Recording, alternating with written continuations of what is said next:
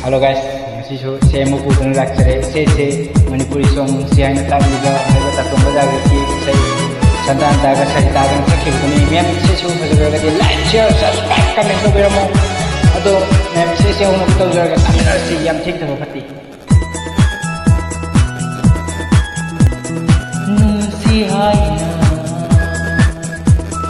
takliba maru laina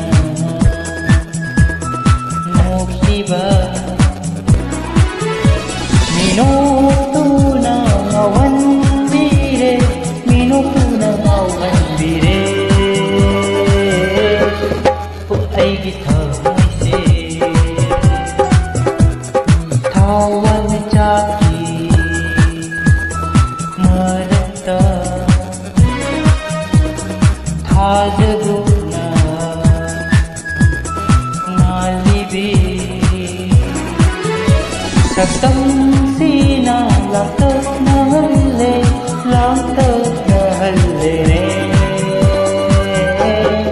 po ay gipuning se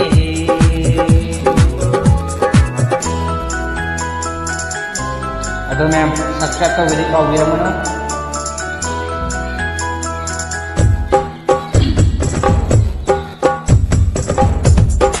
May kapapit sa kami na ito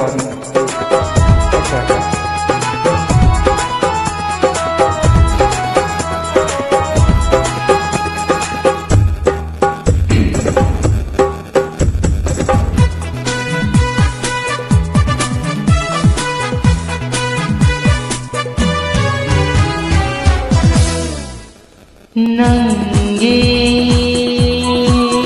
natau yeglaga penjai ko aigi thamoi se Nanggi natau yeglaga penjai aigi thamoi se me kukudingi aigi nang se inata asum baihani Laizage nanata punsigi lengdana laibiyu nanta lengdanata laibiyu nanta lengdanata laizage Nanata Awan jati Marata Thajaguna Ngalibi Saktam sina lantak na halle Saktam sina lantak na halle Lantak na halle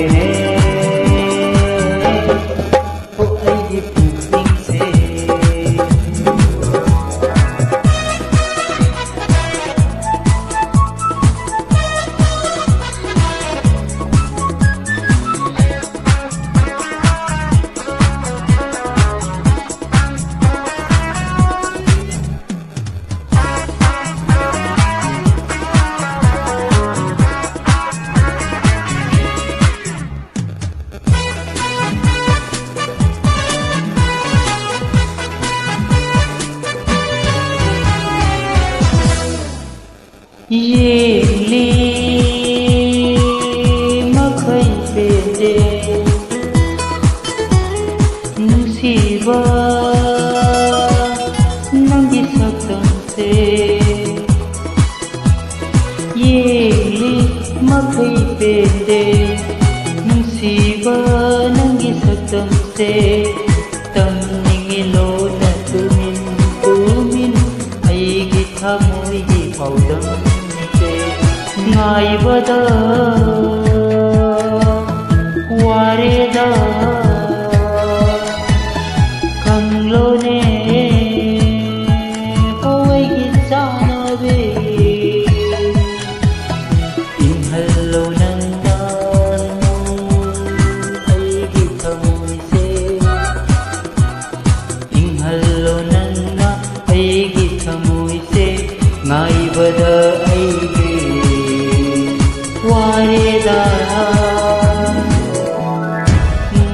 haina takliba maraw layna nukliba minok tunang auhan bire minok tunang auhan bire pu ai di thamoi se thawal mi chaki marakta khajaguna nalibi saktam sina lang tak na halle lang tak na halle ne pu ai di puting se adi ma'am iche se matang sa nusujage subscribe to the yaw the subscribe to sindiramo